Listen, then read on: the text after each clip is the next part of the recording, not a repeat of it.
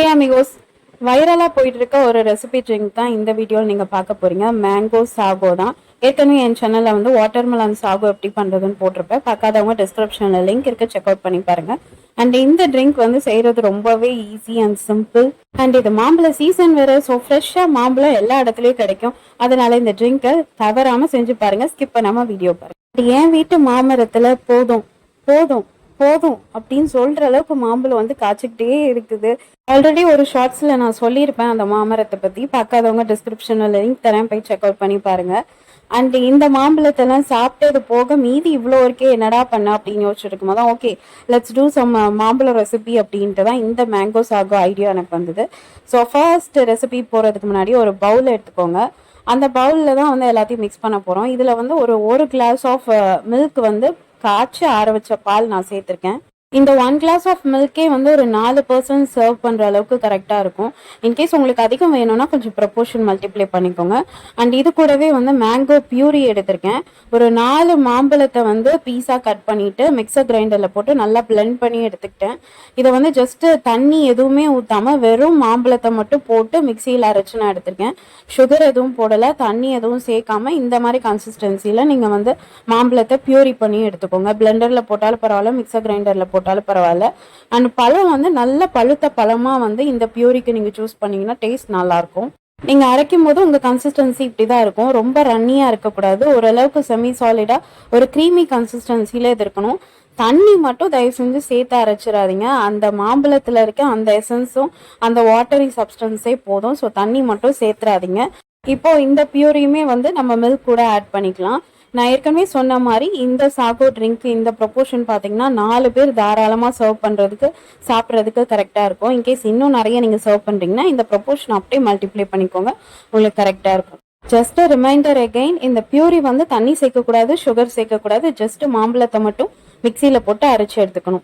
And இது கூட ஸ்வீட்னஸுக்கு வந்து நான் கண்டென்ஸ் மில்க் ஆட் பண்ணுறேன். இதில் ப்ரௌன் சுகரோ எதுவுமே நான் ஆட் பண்ணல. ஜஸ்ட் ஒரு ஸ்வீட்னஸ்க்காக வந்து கண்டென்ஸ் மில்க் மட்டும் ஒரு 2 ஸ்பூன் போல் நீங்கள் ஆட் பண்ணாவே போதும். ரொம்ப மைல்டாக சேர்த்துக்கோங்க. ஆக்சுவலி மாம்பழத்தில் உள்ள ஸ்வீட்னஸே உங்களுக்கு சஃபிஷியண்ட்டாக இருக்கும் அந்த ட்ரிங்க்குக்கு.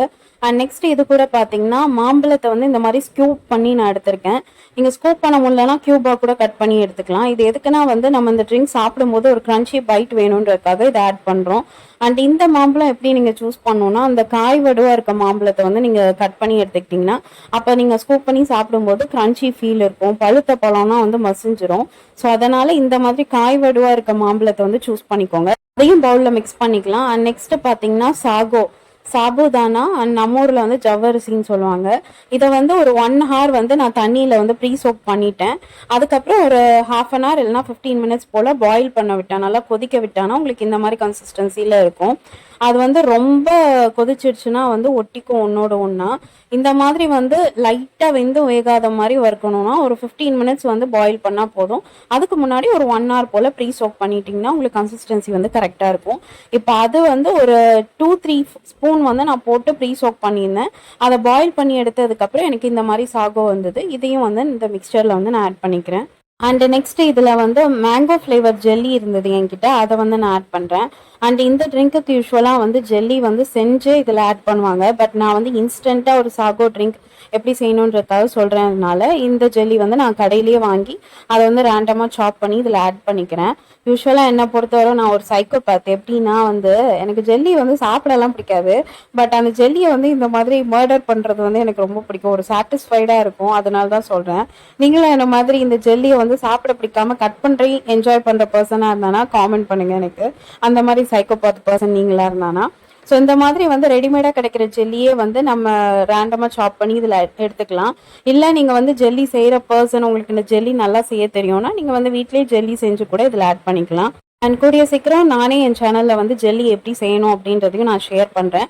இப்போதைக்கு இந்த இன்ஸ்டன்ட் சாகோவுக்கு வந்து ரெடிமேட் ஜெல்லி வந்து ஒரு 4 numbers போல் எடுத்துட்டு அதை வந்து ரேண்டமாக சாப் பண்ணி நான் அதில் ஆட் பண்ணிக்கிறேன். மேங்கோ ஃப்ளேவர் ஜெல்லி தான் நான் எடுத்திருக்கேன். இன்கேஸ் நீங்களும் வாங்குறதா இருந்தால் அந்த மாதிரி மேங்கோ ஃப்ளேவர் எடுத்துக்கோங்க, இல்லைனா நார்மல் பிளாண்ட் ஃப்ளேவர் எடுத்துக்கோங்க.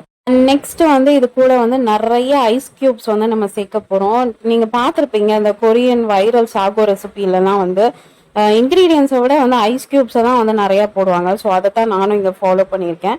அண்ட் இதனால தான் நான் சொன்னேன் தண்ணியும் வந்து நீங்கள் சேர்க்காம தான் வந்து ஆட் பண்ணணும். ஏன்னா எப்படியும் ஐஸ் க்யூப் வந்து மெல்ட் ஆக உங்களுக்கு அதோட வாட்டர் வந்து பெனிட்ரேட் ஆகும். ஸோ அதனால இது கரெக்டாக இருக்கும். இப்போ இதை நல்லா மிக்ஸ் பண்ணி எடுத்துட்டான்னா நம்மளோட சாகோ ட்ரிங்க் வந்து ரெடி ஆயிடுச்சு. இதில் எந்த ஆடட் கலர்ஸும் நான் சேர்க்கல. ஜஸ்ட் அந்த மேங்கோ பியூரியோட கலரே வந்து உங்களுக்கு இப்படி பிரைட்டாக வைப்ரண்ட்டாக எல்லோ கலரில் உங்களுக்கு இருக்குது பார்த்தீங்களா. அண்ட் ஃபைனலாக வந்து டாப் ஆஃப் தட் கார்னிஷுக்கு வந்து நான் கொஞ்சம் மேங்கோஸ் வந்து சாப் பண்ணி நான் ஆட் பண்ணியிருக்கேன். அண்ட் இது கூடவே வந்து ஆல்மண்டையும் வந்து மேலே கிரேட் பண்ணி நான் அதில் சேர்த்துக்கிறேன்.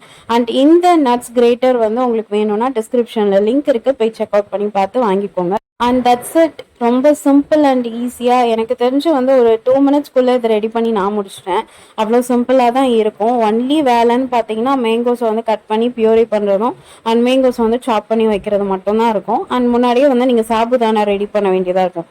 அதாவது ஜவ்வரிசி ரெடி பண்ண வேண்டியதாக இருக்கும். அதை தவிர வேறு எதுவுமே வந்து இதில் வேலைன்னு சொல்கிறதுக்கு எதுவும் கிடையாது. அண்ட் இந்த drink perfect for the summer, weight loss, diet எல்லாத்துக்குமே எடுத்துக்கலாம். பட் கொஞ்சம் ஸ்வீட்னஸ் இருக்கிறதுனால கேலரிஸ் வந்து ஏற வேண்டியது இருக்கும். பட் இதில் ஒரு கிளாஸ் குடிச்சா போதும், உங்களுக்கு வயிறு வந்து அவ்வளோ ஃபில்லிங்காக இருக்கும். ஸோ ஒரு டே ஃபுல்லாக சாப்பிடணும்னு உங்களுக்கு தோணாது. மைல்டாக சாப்பிடணும், அதே டைம் வயிறு ஃபுல்லாக இருக்கணும் அப்படின்னா இந்த ட்ரிங்க் நீங்கள் கண்டிப்பாக அந்த சம்மரில் ட்ரை பண்ணி பாருங்கள். ஸோ என் வீட்டு மாம்பழத்தை ஓரளவுக்கு இந்த ரெசிபி மூலமாக நான் காலி பண்ணியிருக்கேன். இன்னும் காலி பண்ணுறதுக்கு நிறைய இருக்குது. அதுக்கு இன்னும் நிறைய ரெசிபி வீடியோஸும் இருக்குது. இதே மாதிரி இன்னும் நிறைய இன்ட்ரெஸ்டிங் வீடியோஸ்க்கு மறக்காம என் சேனலை like, share and subscribe. And don't forget to press the bell icon for notification. See you back soon. Bye.